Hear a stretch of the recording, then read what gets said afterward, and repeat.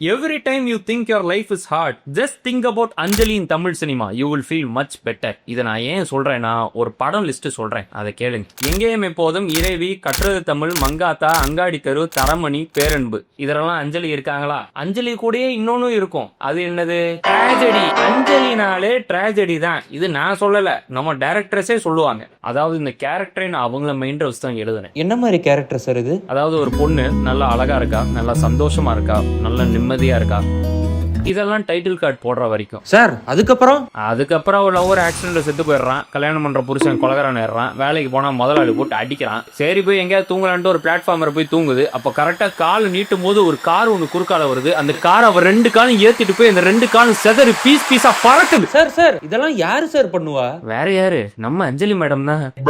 சரி, அஞ்சலி மேடம் இங்கதான் கஷ்டப்படுறாங்க, மத்த லாங்குவேஜ் வச்சு கொஞ்சம் சந்தோஷமா இருக்காங்களேன்னு போய் பார்த்தா அங்க இதோட கஷ்டப்படுத்துறானுங்க. அஞ்சலி அவர்கள் கிட்ட நான் ஒரே ஒரு விஷயம் சொல்றேன், யூ டிசர்வ் ஹாப்பினஸ்.